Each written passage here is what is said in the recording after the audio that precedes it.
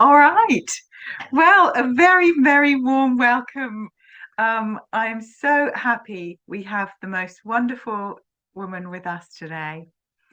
As you know, we are celebrating World Kindness Day, and we will be looking at how cultivating self-kindness is going to help develop kindness and healing and compassion throughout the world. And there isn't anyone better, I think, on the planet to talk about this than the wonderful Galia Tiano Ronan. So, very warm welcome to you, my friend. Oh, thank you so much. I'm so thrilled to be here and honored. And I really want to thank you for everything you're doing in the world. Thank you, thank you, thank you. Thank you, my love. So, let me tell you about Galia. Um, First and foremost, she's my friend. And I had the privilege and pleasure of dancing and talking and exploring self compassion, mindful self compassion with her at a wonderful teacher conference many years ago. And I hope that she will be so inspiring and light you up with she's doing so much in the world to bring more peace and kindness. So let me tell you a little bit about her. Um, Galia loves life on earth with all it brings into her soul and all that she brings to the earth. She loves the diversity of connections with people, nature, arts, the body, music, and spirit. And I'm sure you'll feel that any moment now. She's a certified mindful self compassion teacher, focusing orientated therapist, artist, and clinical psychologist, specializing in children, adolescents, and adults. She walks a path accompanying people over a section of their lives. So, a mindfulness teacher for therapists and educators is also part of what Galia does, incorporating mind, body, spirit work.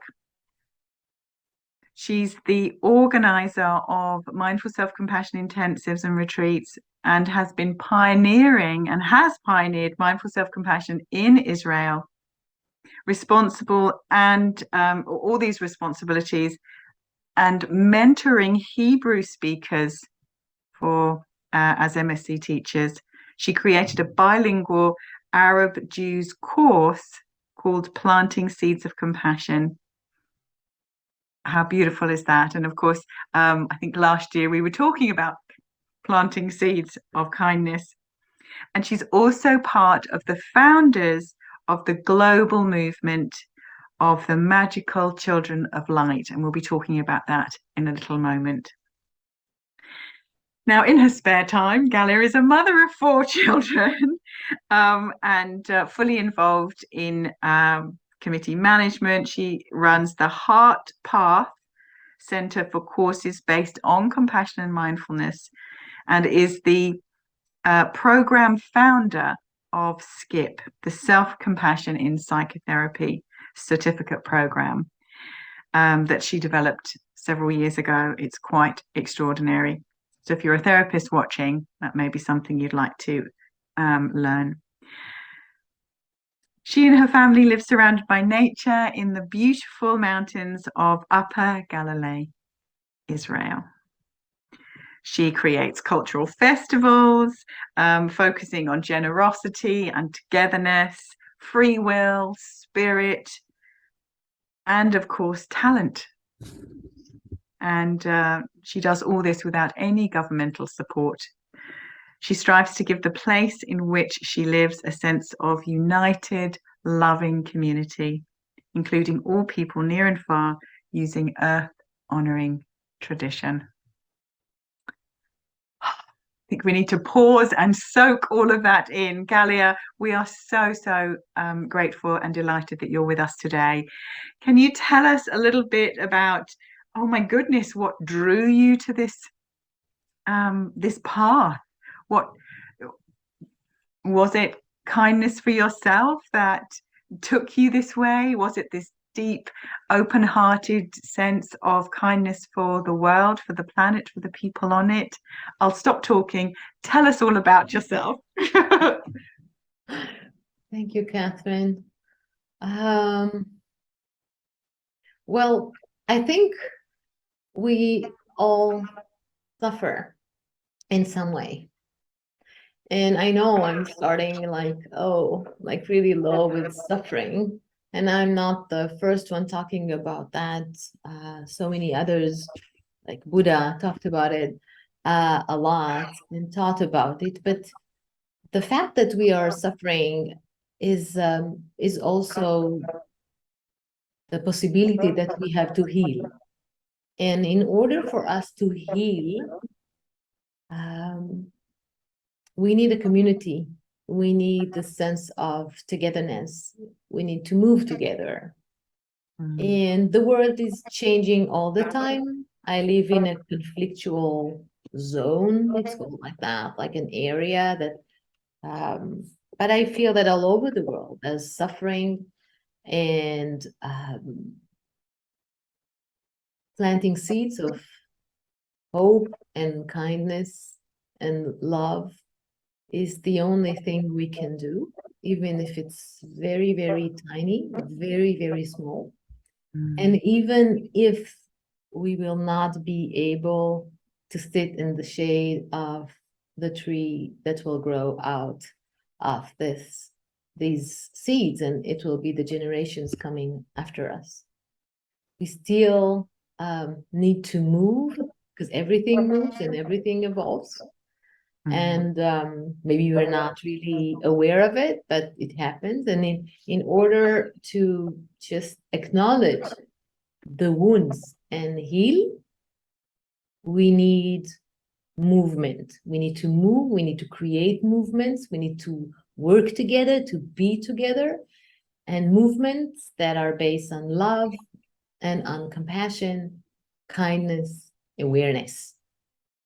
So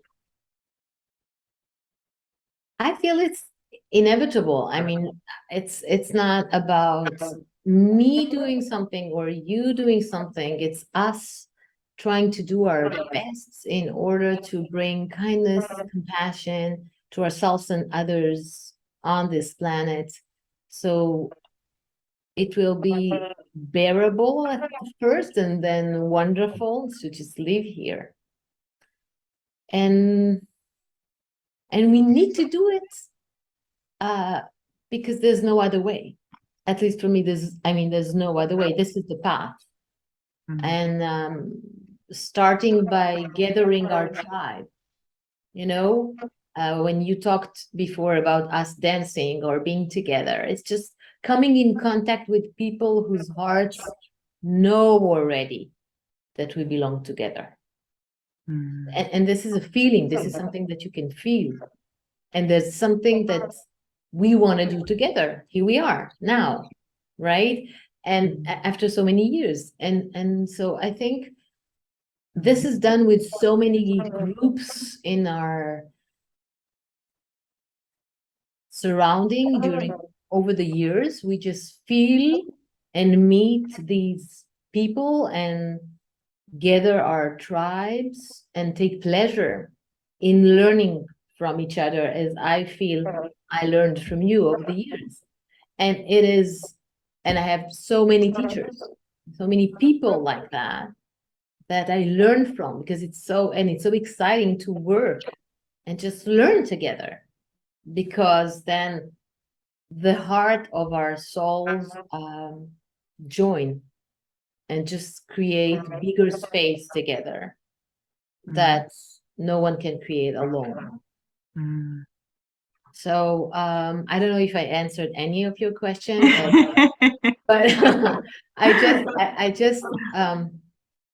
I really feel here, and also when I talk to you and when I talk to people from Ukraine or from other parts in the world that are suffering, and it's overt, it's there, it's out there.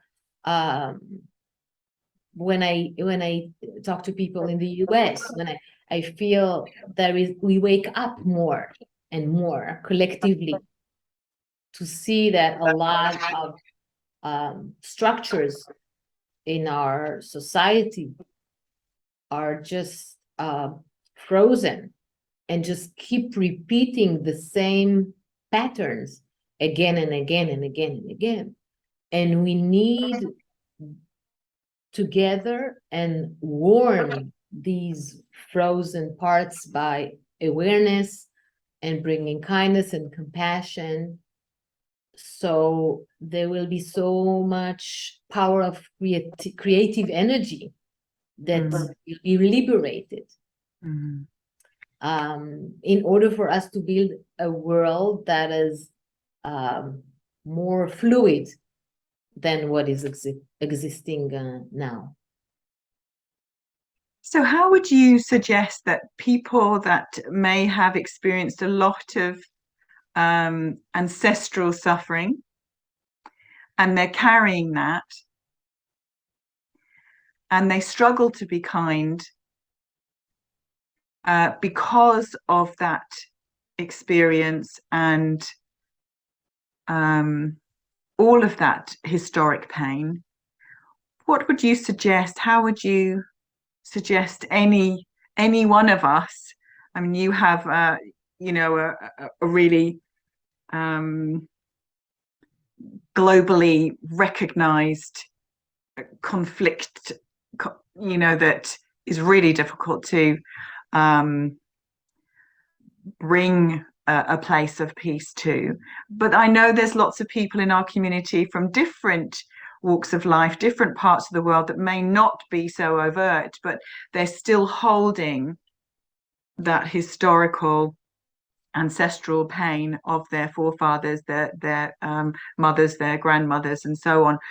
What would you say to them? So where do they begin? How can they begin to bring some hope, some peace, some quiet, even into their own hearts, never mind sharing it? Yeah, this is the 1 million question. I think that I don't know if I know how to answer that question. I just feel that we always start here. I mean, this is the first place to start within. As David Whyte says, right? Don't take the second step or the third step, take the first one, the one that is so hard to take, and the first step is us. Yeah. So it's finding, first of all, a way of contemplation, of practice, of exercise, of prayer, of presence, of whatever it is that we can do every day to support ourselves. For me, it involves meditation, mindful self-compassion practice, because we are talking about remembering. We're talking about remembering. Yeah, this is the meaning of mindfulness, right? So remembering is also all the amazing ways our ancestors found to get over and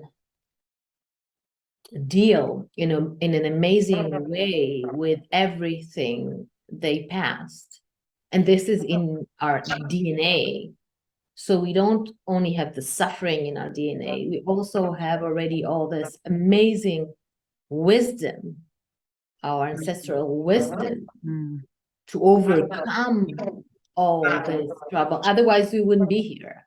So remembering this as well, giving space for the suffering and giving space for our nurturing part and our resilient parts that also come from our ancestors, and cultivating them every day, every day, every day.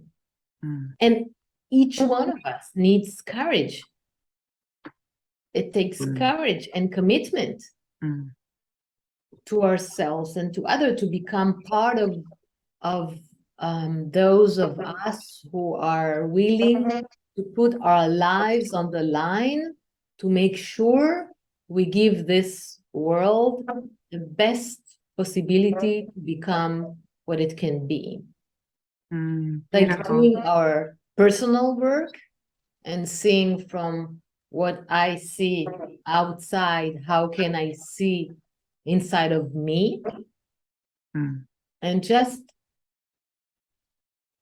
noticing, being aware mm, where we need to support, mm, what is needed, what do I need, and others. But we can't, I feel we can't do it alone.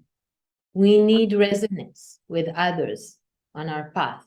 So remembering that in order for us to participate in that, we need others. We need others, and remember that we are not alone. We are suffering and others are suffering, maybe different suffering, but we can do it together. And for me, each time it's amazing to discover how many others want to do that work and how much life energy is there underneath that just wants some space to go out and start to birth. mm. So I know that you're involved in quite a few different incredible projects. Do you want to talk a little bit about some of those projects Yeah. to light us all up? Yeah. Yeah. Because we are all interconnected and also interdependent. So we started a few projects with different tribes to try and localize a much bigger process by creating communities that are a space of knowledge from all sorts that can flow and connect. So one of them was creating a mindful self-compassion course for Israeli and Palestinian people here in Israel, in Arabic and in Hebrew, and bringing in, of course, the cultural aspects to it. And this was an amazing learning platform for all of us. And another project is the Magical Children of Light Global Movement. And the Magical Children of Light Global Movement is the movement of Palestinian and Israeli women and mothers who really see our maternal responsibility to speak out and act for our children. Because we believe that peace is possible, because we believe that this is the kindness act that could be done on earth. And we have faith to stand up for the future of our children. So we created an NGO to really raise the awareness and promote the joint initiative of activism of peace, environment, education, communication. We are using art as a medium for resolving conflicts, mindfulness, mindful self-compassion, nonviolent communication, playback theater. We really are trying to support and also promote the values of freedom, of equality, of compassion, of cooperation in this region and also in the world. So we started our pilot with 30 women. And all this started by a children's book that Lily Wasserman, who wrote the book, I'll just say a word about the book, the same title, The Magical Children of Light. It's that I think can be purchased right now on Amazon as well in English, because it's in Hebrew and Arabic for a long time, but in English also now.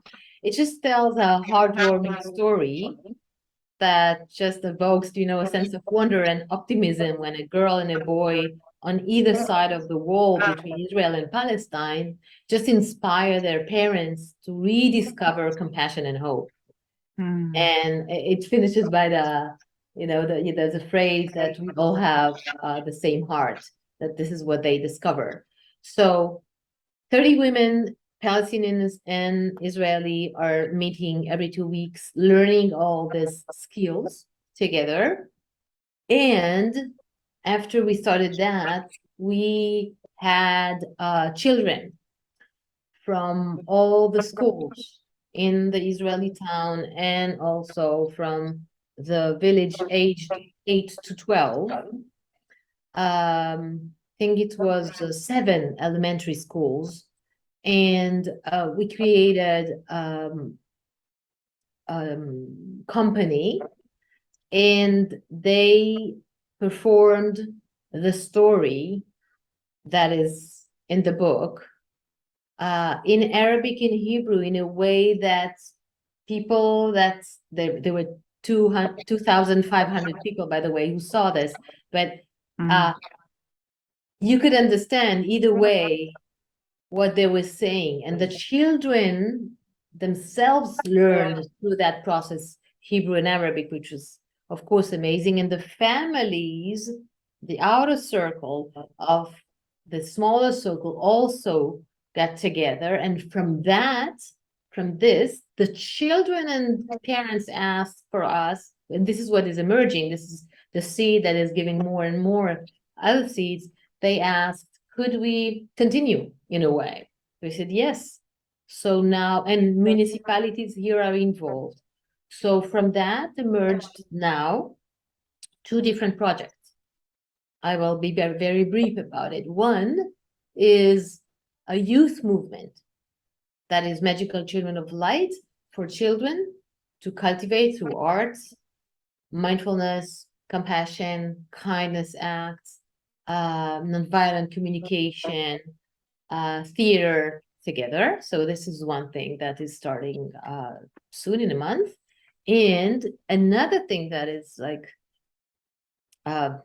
really amazing is to see how the municipalities themselves start, and this is how it is because it is influencing systemically, starting to really come together and have common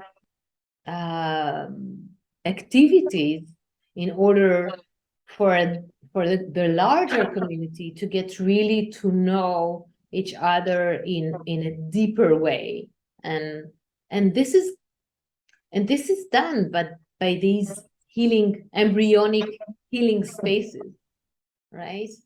So yeah, I can talk for hours about that. I'll just stop. It's truly amazing. I could listen to you all day, and I didn't gauge what time we started, but I know we need to draw these threads together to cultivate this level of connection, community, of kindness on all levels here. There's so much that you've shared. How can others support this? I know we'll put all your details and everything in